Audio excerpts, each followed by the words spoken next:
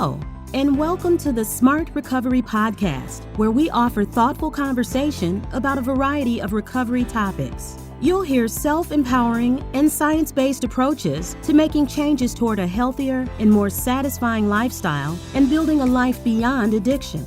Our mission is for every podcast to provide you with the information and resources you need to guide your own successful recovery journey. If you or someone you know needs addiction-related help, we encourage you to visit smartrecovery.org, where you will find practical tools, connections to support group meetings, and links for additional resources. Remember that the purpose of this podcast is to educate and inform. It is not a substitute for medical care from a doctor or other qualified addiction professionals. Before making any changes in your treatment plan, please discuss your thoughts with your medical provider. Now sit back and enjoy today's Smart Recovery Podcast.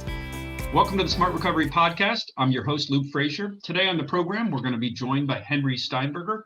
I'm very excited about this conversation. Henry has been an advisor to Smart Recovery, a facilitator, someone who has been around the organization for quite a long time. So we'll get into some of that history. Welcome, Henry. Thank you for having me. Absolutely. And I wanted to first, I know you have an extensive and interesting academic history and career. Tell me about that. Tell me where you got your educational background. Well, I'll give a nod to Temple University for my BA and MA, bless them, and that's in Philadelphia. And then I moved to Madison, Wisconsin to get my PhD. But of course, nothing goes smoothly there. So I didn't have enough clinical experience, so I had to do a counseling internship, and they wouldn't let me in unless I had more clinical experience. You know, you need to have had the job to get the job. So that kind of thing, yeah. So I got a master's in social work. Men get into social work very easily. There's a bias. And then I had the counseling, and then the PhD, and then the license. And then I got inspired by a colleague to seek postdoctoral work, which I did with Dr. Albert Ellis at the Institute for Rational Emotive Behavior Therapy. Right. Now that's a significant portion of it, because I think a lot of smart listeners will know the work of Albert Ellis and how foundational it is to smart recovery. That was an experience for a year, forced me to live in New York for a year, made me want to return to Madison. New York is not a great place to live in my book. And I'm from Brooklyn, New York. Uh-huh. So, but when I went to get that in the postdoc, they wanted to start me 2 years hence, and I wanted to start as soon as possible. So I went to Colorado to the 35th anniversary of REBT, and a fellow named Jack Trimpey collared me. When you get back to Madison, you have to start a rational recovery group. We have to help people who are secularists like Ellis and, need help with addictions. And I already was very much into that for historical reasons in my own family. And so I got back to Madison and I started something called Rational Recovery. And then when Jack said, you charge everybody, it's a franchise, and you'll send a percentage to me. And I, as most people in Smart Recovery, said, no, we're not working for General Motors. This is not a business. We're volunteers, and we want to stay volunteers. Well, but let's face it, people at General Motors need recovery too. I mean, Henry, let's admit that. Right, and they can pay us for it if they want to. I'm a therapist. I'm a psychologist. Okay. But we didn't want to turn it into a business. Right. So right. Trimpey went on to make a business of it, and he espoused what's the word? He does not like any groups, not AA, not SMART, not any group, because they all delay what you have to do, which is basically quit. And yeah. Well, you know what? That's an interesting fork in the road, and your career, meander has kind of a negative connotation, but you were able to, navigate and become, I assume, what you wanted to be. How long had you wanted to be a psychologist or involved in the kind of field? Since my bachelor's in psychology, since the first textbook I got that was all highlighted for the important bits, I got my first A, and I said, this is something interesting. And besides, maybe I could learn why my childhood was so messed up, why my parents fought so much, why my Uncle Jack drank so much, why people are so messed up. Well, So sure. The understanding. I mean, we have backgrounds. Especially I have experience with many psychiatrists, or knowing them, knowing their children, and there's no immunity to the kind of family dynamics that happen, and the addiction that can take place in there. And we're going to get into some of that, how families are affected by addiction, and some of the work that you've done with the advice and the guidance you've given them as well. But before we go in that direction, so if I'm not mistaken, your discovery of SMART came when you broke, so to speak, with rational emotive behavioral therapy. Is that correct? No, with rational recovery. Rational recovery. I'm sorry. Yeah. Right. REBT. Yes. RR. Well, if it works for you, swell. They have the addictive voice recognition technique. We have Disarm. Okay. So if you're familiar with our tools, we have renamed everything and kept a little bit of Trimpy and a whole lot of Ellis. Gotcha. And we change as science changes. So my hope is that we're going to adopt a lot of mindfulness practice, a lot of acceptance and commitment therapy practice. It's all going to get worked in eventually. Well, that's another great point. This idea that science changes, so we have to respond to that and take that into account. But again, let me just make sure I understand. So rational recovery, the fork in the road, and then were you involved with the actual founding of Smart Recovery, or it had already existed and you discovered it? That was a strange thing. When I heard that they were splitting, I came back from New York and I started my group that year, 1991, and it was RR all over the place. I got it into the newspapers and everything. And then around 94, I heard about the split, 93, 94.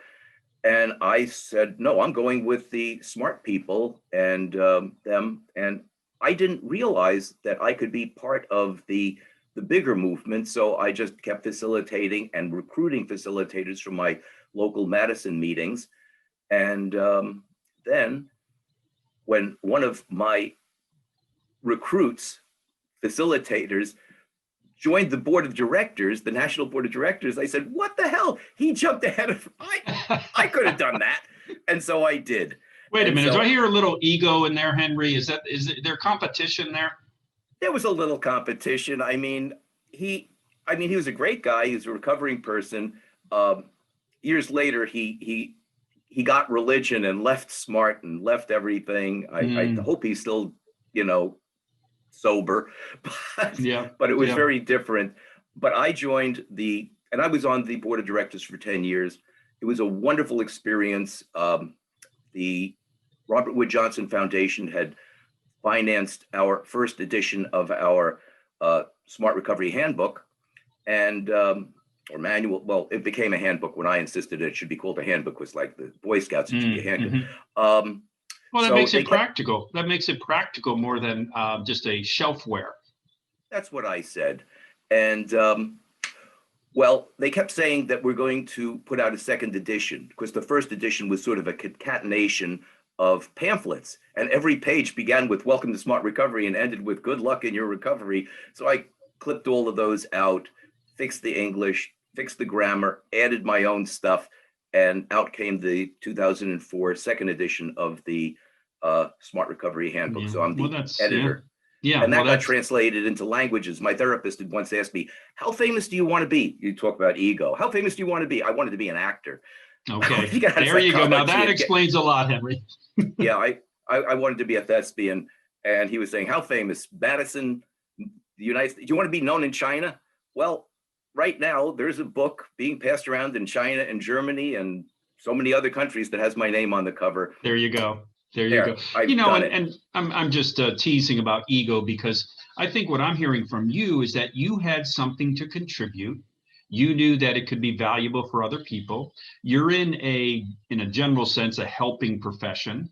So I see that as a natural extension of the kind of person you are, more than trying to, gratify some kind of ego thing. So definitely, I don't want to give people the impression that, that's the reason why you would be doing that.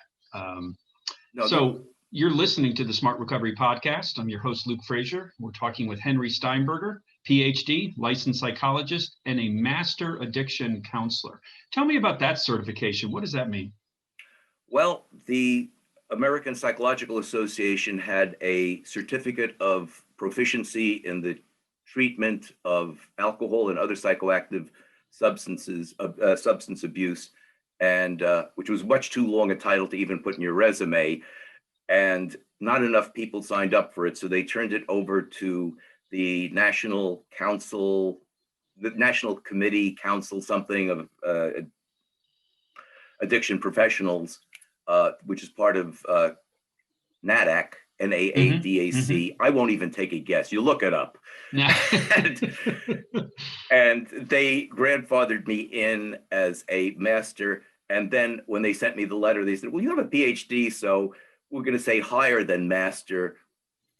So I'm certified. You know, I'm hearing a Eastern kind of perspective here, a master of certain things, but I know you're more than familiar with a lot of things and master of none. That doesn't apply to you, Henry. I feel a lot of mastery with what you're doing.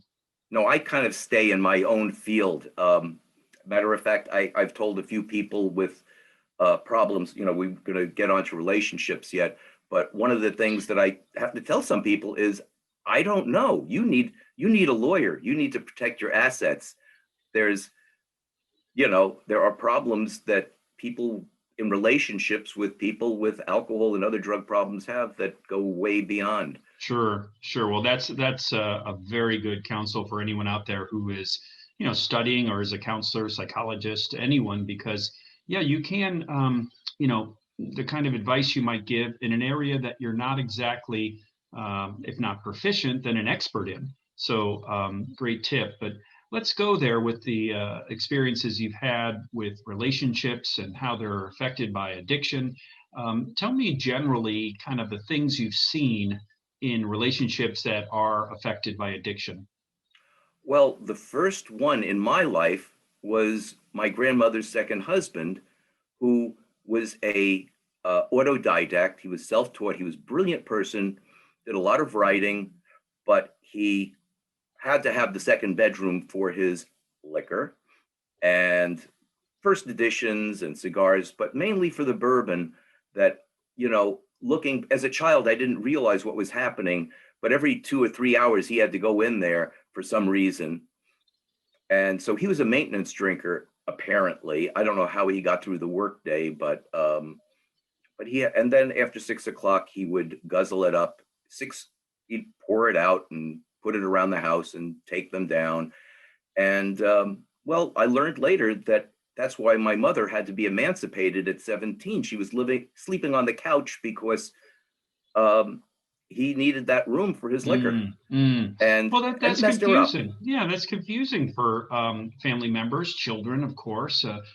You knew something was going on, but you didn't know how to interpret it. You're a young person. You're a child. You don't necessarily know how to integrate that with your understanding of the world. So was that frightening? I mean, was it something you were curious about or something that affected you more significantly?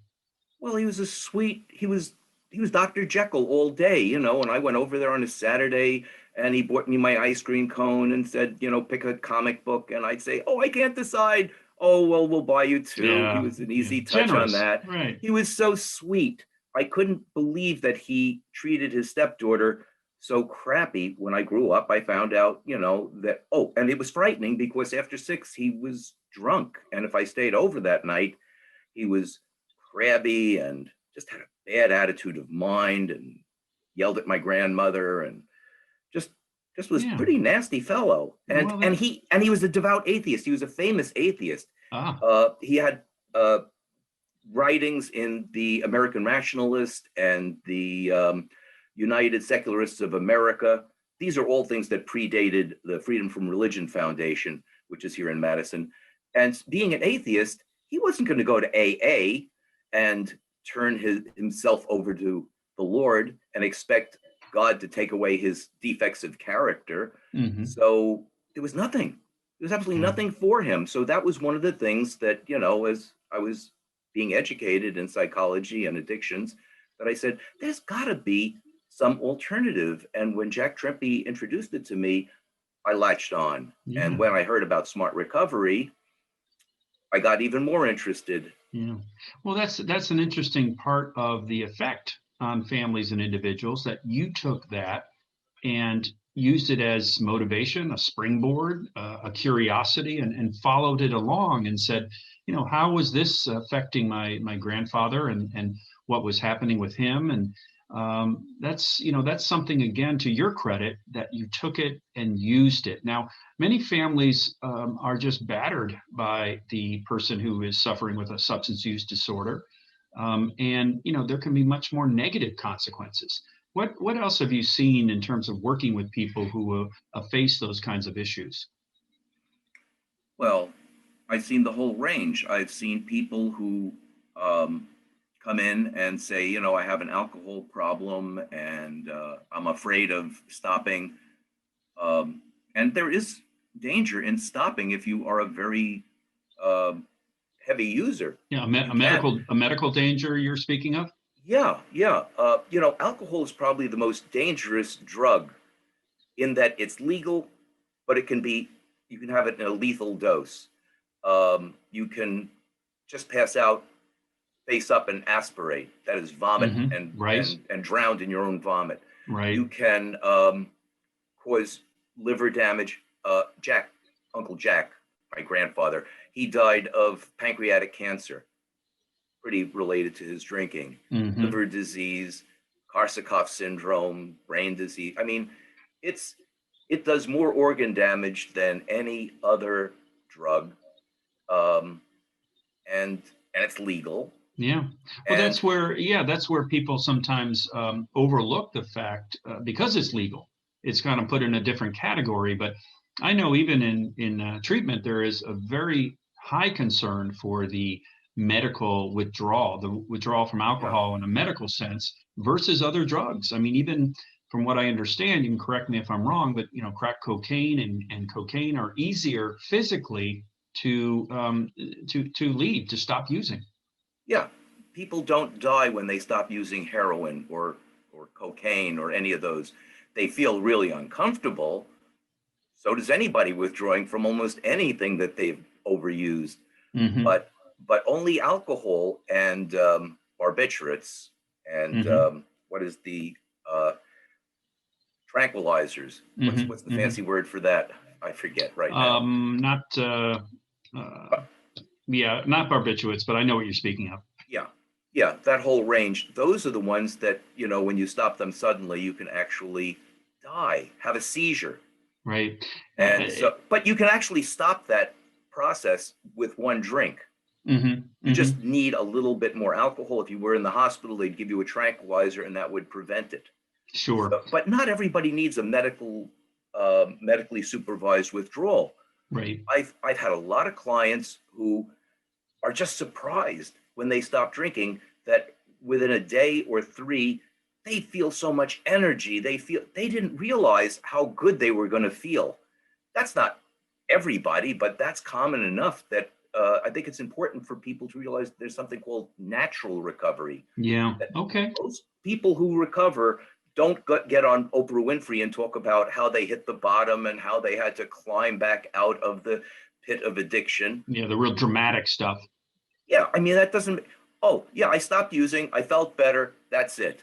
Well, that reminds me in smart recovery, in terms of aligning your values with your behavior.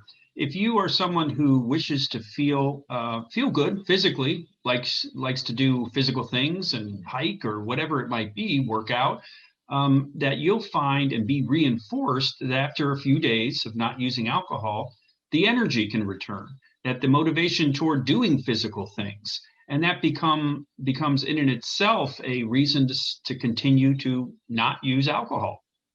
Yeah, the fact that you feel better when you stop, and many people do feel much better, and some people are then dealing with what they may have been drinking for because they feel depressed and anxious when they're not drinking. Matter of fact, they even feel depressed and anxious when they are drinking, but they think it's somehow going to prevent them from feeling even worse.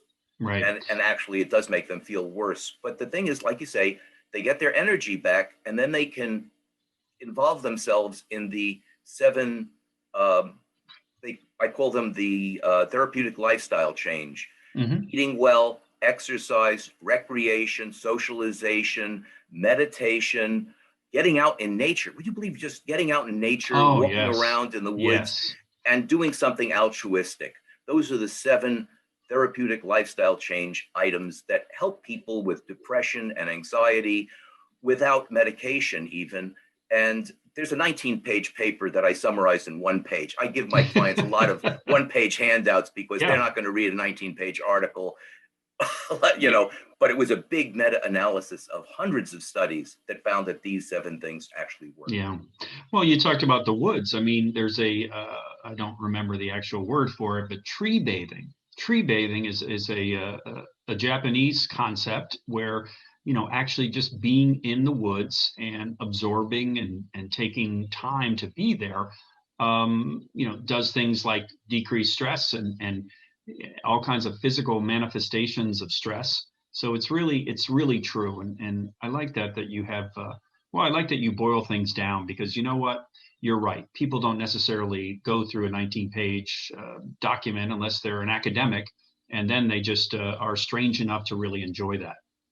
Yeah, thank you for the term tree bathing. I like that one because, we don't know why it works. Is it the, smells from those fungi down in the soil? Is it looking at fractals, from the tree branches and the way that plants are? We don't know what causes people to get out. And maybe it's just that we are creatures that developed in nature and we're so out of it that just getting back to it helps. Yeah, I think you're right. I don't care what the reason is. Somebody more academically inclined will figure it out someday. That's good. And I might have to correct myself. It might be forest bathing, but now I have to look it up because there is a Japanese term, and that's where it certainly is practiced.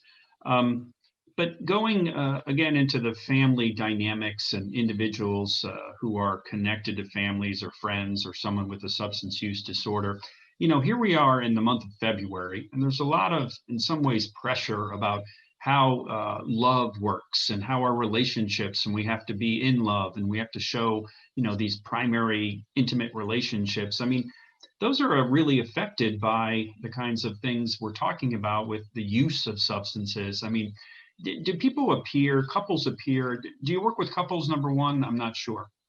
I work with couples sometimes, and my approach, there's a lot of writing on couples therapy. First of all, getting them to agree, at least while they're working with me, that they're not going to threaten to divorce, that they're going to do some of the things I say. I usually get them to listen to a lecture by John Gottman, which you can pick up on YouTube. I get them to read, either Get Your Loved One Sober, Alternatives to Nagging, Pleading, and Threatening, for the person who is not the drinker or the drug abuser, or Beyond Addiction, How Science and Kindness Help People Change, by my friend Jeff Foote. Oh, those are good. Those are great resources. Those are great resources. Yeah. And also, I have it on hand, the Smart Recovery Family and Friends Handbook. Absolutely. And we have this group, and it very much is based on Craft, the Get Your Loved One Sober book, and Robert Myers, who developed it. It's interesting, though, that book won the Butler Award from the Hazelden Foundation. Hazelden is an AA organization. Right, that puts out a lot of publications, a lot of motivation, meditation books and little prayer books that are used with the 12-step recovery. But Get Your Loved One Sober is distinctly not 12-step at all. It's much more in line with Smart Recovery. But published through Hazelden Foundation. Published through Hazelden, and they gave him the Butler Award, which is their award for great achievements in helping people with addictions. The same year that Hazelden bought the Vernon Johnson Intervention Institute. Okay. Which also is something that I always suggest to people: don't do it. If you could, because as he points out in the very first chapter of Get Your Loved One Sober, they've tried this. They've had a group of people you know, people with 40 years of experience running interventions versus graduate students working from the craft manual and looking at the results.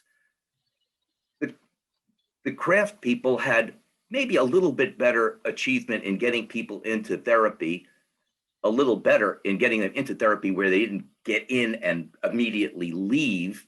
So they did better. But the really good thing was that the people who used the craft program were less depressed and less anxious, whereas the other group was actually more anxious and more upset. Which then makes it more difficult to follow a journey of recovery. I think whatever kinds of pathway you're using. You're listening to the Smart Recovery Podcast. We're talking with Dr. Henry Steinberger. We're talking about a lot of things, including some of the history of smart recovery, some of the ways that family and friends and other kinds of other relationships are affected by others' use of alcohol or abuse of other drugs. And I want to jump into, you've mentioned a couple times these ideas of secular alternatives to 12-step recovery. And you wrote a really great article, Finding Secular Alternatives to AA. And especially, I'm going to ask you to kind of summarize it, but initially it talks about, and I'm going to quote from just the beginning of your article, it says, when a person rejects the 12 steps for all of these legitimate reasons, which is that they're not interested in the spiritual awakening and higher power. So if they reject 12 steps for all of these legitimate reasons, they are accused of being in denial. So if you don't follow the 12 step, then you're being in denial or in some way rejecting recovery. I mean, isn't that just a very limited view of how recovery can actually work? Well, takes all kinds, and some people are going to look at it that way. And, matter of fact, one of the biggest problems I think we have in our area of helping amongst people is people who have recovered. Some of them, unfortunately, are locked in with the way they recovered, and they think that you need to do what they did. I went through AA, I got better. Therefore, you need to go to AA because that's what's going to make you better. But that's not necessarily true. We have to start where people are and help them to go to what works for them. And there's a study that shows that getting into a group that follows your worldview, if you believe in higher power, that's an interventionist higher power, not just spiritual, but you have to believe that God is watching over you and is going to do something special if you appeal to him in a special way. If that's what you're going to do really well in AA, go for it. And if you don't believe in that, you want a science-based secular group, well, you have Smart Recovery, you have SOS, you have Life Ring, you have Women for Sobriety. And if you're not planning on quitting alcohol, but just want to moderate, there's moderation management. And the results of moderation management are trifold. 1/3, they don't change. 1/3 moderates. And another third, after taking time off from drinking, which is part of their program, say, I feel so much better.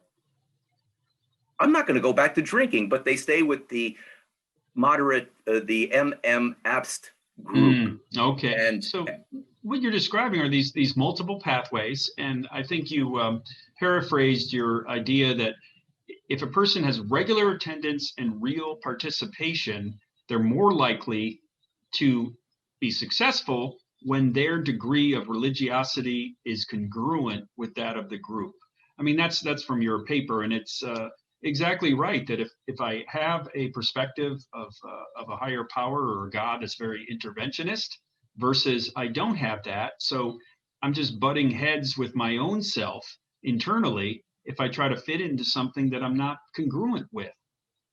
Well, that's what that research paper said way back when, and that we participated in, so did Women for Sobriety. Let me point out, by the way, that about half of the people who are in Smart Recovery, attending Smart Recovery, we do the annual survey, they also go to AA. And I've asked them, what's that about? And the answer almost always is, well, I have all of my friends in AA. It's a social thing. It meets every day. We go to the meeting, we go out for coffee, we sit around and we talk. That's my social life. But Smart Recovery gives me the real tools for dealing with staying motivated and dealing with urges and cravings and all of Right. that. There it is, My the emotions. practical, right? The practical tools and the 4-point recovery. And I'm I speak very freely about my experience, which is primarily in 12-step recovery. I've been sober for 15 years, but I also use Smart Recovery. I've been to their meetings, but you know what? I didn't know about them till about a year and a half ago. So that's part of the issue too. Do you find that there is a lack of knowledge, a lack of awareness of Smart Recovery? Well, from the time I got into the board of directors until I left in 2010, that was my big mission beyond updating the handbook, was to get us what I called PR parity. I kept calling up, SAMHSA and NIDA and all of these organizations that put out lists of help. And it's always all the different 12-step groups. And they were saying, well, there's not enough research for us to publish SMART as one of the things that we'd recommend. And so I found the research and I kept writing to them. And I'm persistent. I'm annoyingly persistent. And I think there's other people, both on the SMART board of directors and as facilitators. I mean, we're all aware of the fact that there has to be more knowledge of SMART before people can take advantage of it. I mean, that sounds very simple to say, but if you don't know about it, you're not going to take advantage of it. So once I knew about it, I wanted to take advantage of that as one of the multiple pathways. I mean, I would identify another pathway for myself is that nature that we talked about, getting out, making sure I have time in nature and go to museums for art. I mean, there's different ways to celebrate your new life without drinking and spending the time and in places that you're drinking and around other people who are drinking as well. So you mentioned a lot of secular alternatives to AA. What would you say, Dr. Steinberger, if someone came to you and said, I just don't like AA, would you assess where they're at in order to direct them to a specific secular alternative? Well, I usually ask them what their goal is. Do you want to quit drinking? That's fantastic. And if that's what you want to do, or that's what you have to do because you're going to lose your job or your wife or husband or whatever, then I usually suggest check out Smart Recovery. Matter of fact, go to a meeting. I'll send you a 10-page handout, or you can buy the darn book. It's only $12. And then let's get together again next week or the week after and talk about your experience there. I want to get them integrated into Smart Recovery. But if they say, well, I think I can't guarantee that I'll stop forever. I want to be able to drink moderately. I'll show them the moderation management program, which starts with 30 days of not drinking. Oh, I don't know if I can do that. Well, maybe I can help you to get through 30 days. Matter of fact, maybe you should attend Smart Recovery for 30, maybe 90 days. Actually, if you look at the research, people who stop drinking for 90 days do better than people who stop drinking for 30 days. If you stop drinking for a year, you don't do better than 90 days. It point of diminishing returns. And the thing about moderation management is you're not just stopping from drinking, but you're doing a lot of things that we do in SMART. You're doing a cost-benefit analysis. You're seeing how alcohol or other drugs, well, with MM, it's just alcohol, has affected your life. And take a look at your values and what would you be doing instead, et cetera. Right. So, so you're looking at it, right? You're looking at it from a self-empowering perspective. I can look at my life. I can use tools. I can apply them to my life in the real world. I mean, do you find that SMART, your experience is that SMART has just a very strong connection to the quote real world, whereas others might have, including 12-step, a connection to a religious world? Well, that's, I think, the thing I like best about SMART is that it is connected. It's based on motivational interviewing and rational emotive behavior therapy. And it just takes in the science and applies it. It's practical. Right. And that's what we were talking about earlier, the science. I mean, science has changed. Research, we've spoken with some researchers on this podcast, and there's just a lot of research still happening that shows and I think it was written up in the New York Times among many other publications, but that working equally well as a pathway, then, this 12-step AA, NA, that kind of thing, and other kinds of pathways. I mean, that's important for people to know. It's not a less than kind of program. It's equal to and better for certain types of people.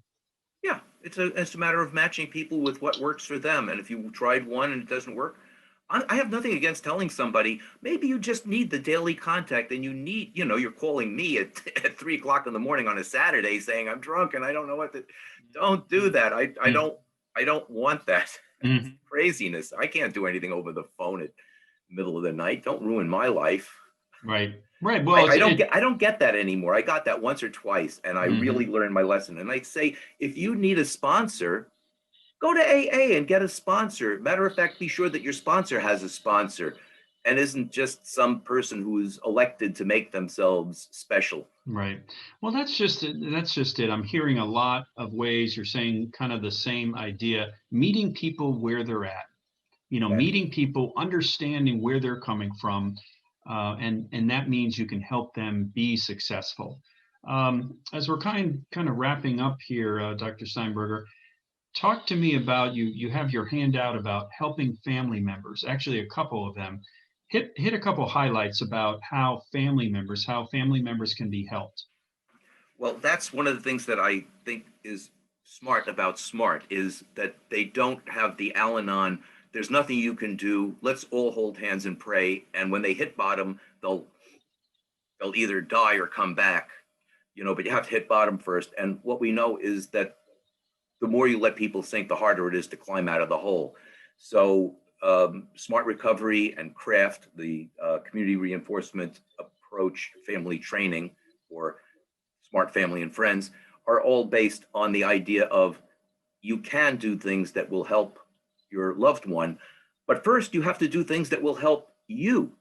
I think the first thing you read in the Family and Friends book, and that I always suggest to my clients, is take care of yourself first. The old, when you're on the plane and they say, don't try to put your children's oxygen masks on that. Put it on you, because if you pass out, you can't help your children. Take care of yourself first. And beyond that, even protect yourself. If your loved one is violent, you should have an escape plan. If you, I'm not really great on, how one can, like I said, if you need to, you're both invested in something and you can't afford the mortgage yourself and your partner is drinking away the funds, you need a lawyer. You need to protect your assets as well as your physical being. So take care of yourself, protect yourself, be aware that of a pattern of just giving and giving and giving, and then pulling up short and with all the resentment and contempt in the world, hating your loved one. And give exhaustion. What you feel you can give. Yeah, exhaustion that comes from that too. I mean, yet another way you need to take care of yourself is if you're completely worn down and you're not able to take care of yourself, then you're not going to be helped to anyone else, including other family members who are also affected by the person who is, using alcohol and drugs to a very negative effect. Yeah. And, outside of SMART Recovery, because I'm in practice for myself, I also suggest, ending all of those arguments. You've been drinking. No, I haven't. Yes, I have. No, I haven't. I say, okay, you've overdrawn your account at the trust bank. You have to, if you want trust, you're going to have to make some deposits. So get yourself a breathalyzer and give it to your loved one who may not want to do it because they don't want to be the beer police. But rather than have this argument, if you've been drinking, just admit you've been drinking and stop all of that and apologize and go sober up, and we'll discuss it when you're sober, because there's no point in talking to somebody when they're drunk. On the other hand, if you haven't been drinking and you're accused of drinking, blow in the damn thing and prove that you haven't been drinking, and that ends the argument too. And something else outside of SMART that I sometimes recommend to clients who, have trouble stopping unless there's a deterrent. You talked about having a good life that you can move to. Well, you could also take a pill called antabuse, and if you drink on that, you're going to get really, really sick. Right. I have clients who started taking it and have never had another drink. I have clients who, let's put it this way, they don't take it regularly, but when their spouse takes off for a weekend or a week, before the spouse leaves, they watch. Oh, and that's something else your spouse can do is monitor, see, the morning. You take your antabuse in front of your spouse. You tell them that I haven't had a drink. I'm not planning on having a drink. They say back, well, I appreciate that. And, and don't forget your smart recovery meeting is at 7 tonight. And here's your antabuse and thank you. And you give each other a big hug. It can be as cloyingly sweet as you want. And that's a trust talk so that you get the day off. And all these all these practical things and things that are intended to build trust or rebuild relationships, they're all important. And SMART can provide those in such a big way, for people that are congruent, as we talked about, congruent with the perspective there. But as we just wrap up here, is there anything else you want to talk about that we haven't touched on? Actually, no, this has been incredibly comprehensive. I guess if I had another half hour, I could think of something, but I really appreciate the opportunity to share this. Sure. And to, encourage people to either, if they need to, get involved in smart recovery. And if you care about somebody like I did, even though he was dead, if you care about people with addictions and you could be a psychologist, psychiatrist, social worker, and want to make that part of your practice, you can incorporate smart recovery. There is a smart recovery training for professionals, and just become a facilitator and start a group where you live, because there's just really not enough smart, AA has meetings every day, dozens. We're never going to be at that level because people graduate from smart recovery. I got a life. I don't have to keep churning my recovery unless I want to. And some people, like yourself, are giving back. Yes, it helped me.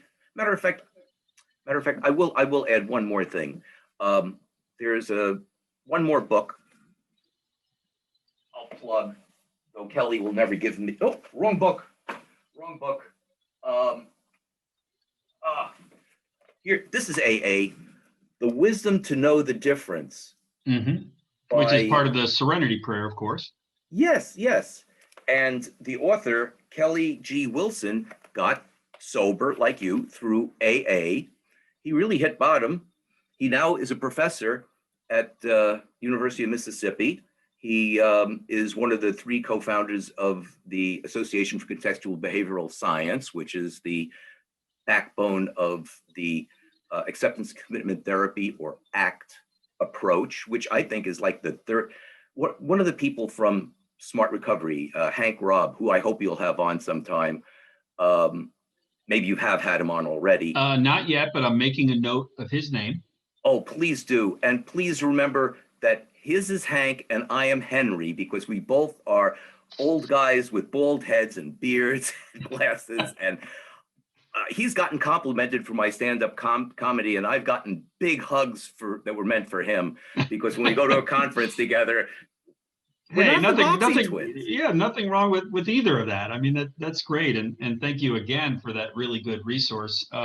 There's just one more question, and I wonder if you can define for our audience and talk a little bit more about the tagline that Smart Recovery is using in our new logo, is that it's a life beyond addiction. How would you define that in simple terms? Life beyond addiction? Yes. Well, I do believe that a lot of people can't imagine having a life beyond addiction. What will I do at parties? How will I deal with, it won't be any fun to be with other people who are drinking. And that's not at all the experience my clients have had. A lot of them, maybe I don't want to go public, though I think going public is not a sin. And, matter of fact, keeps people accountable. But if you want to hide it and you want to walk around with a glass of tonic water with a lime in it, just so you look like you're having a drink, fine, whatever it takes. But you'll find that unless your idea of fun is being outrageously drunk amongst other people who are outrageously drunk, where is the fun in that really? You gotta think about that a little.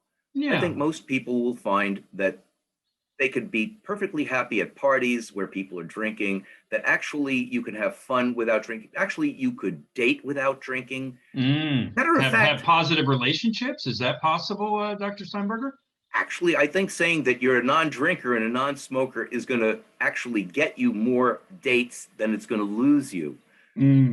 I mean, I think there's a lot of people who have had enough kisses that taste like ashtrays and enough people belching and wobbling on them.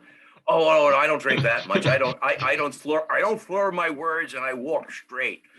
Well, that's not proof of anything. You're still not really present. That's right. And people would like you to, your wife, your husband, your boy or girlfriend, they want you to be really present and with them. And when you're, what do they call it? 5 sheets to the wind. Yeah, right. You're not there. You're right, sailing off somewhere else. That's exactly right. So I think being present is part of being in love and romantic and intimate. And if you have certainly, I'm sorry? Yeah. If you have to get drunk to be intimate in any way, and I don't want to turn this into a Pornhub thing, but maybe you need some help with your intimacy, with your talking, with your sex, with everything, that you think I need to be inebriated to enjoy it or to even involve myself in it. Well, all the dimensions of relationships, and that's a great description, or very very good description in a lot of ways of life beyond addiction. You've been listening to the Smart Recovery Podcast. Dr. Henry Steinberger from Madison, up there in the North Country. Thank you so much for joining us. Thank you so much for all your work and all your belief in smart recovery and use of smart recovery. Thanks for being here. Thank you for having me, and keep spreading the good word. This is Luke Frazier, your host for Smart Recovery Podcast. If you'd like to know more about smart recovery, you can visit smartrecovery.org. You can also find different podcasts and videos and all kinds of great information as you begin or continue your pathway to recovery. Until next time on the podcast, stay healthy and stay connected. Thanks for listening to the Smart Recovery Podcast. Be sure to visit smartrecovery.org, where you can subscribe to our e-newsletter and check out additional podcasts, blogs, videos, and more. If you found today's podcast interesting and helpful, we encourage you to share it with others. You can also find information about smart facilitator training and other ways to participate in our important work. To help us continue to provide recovery support to all the individuals who need us, please consider making a tax-deductible donation at smartrecovery.org/donation, or simply click the donate button on our homepage. Thanks again for listening, and we hope you'll join us for the next Smart Recovery Podcast.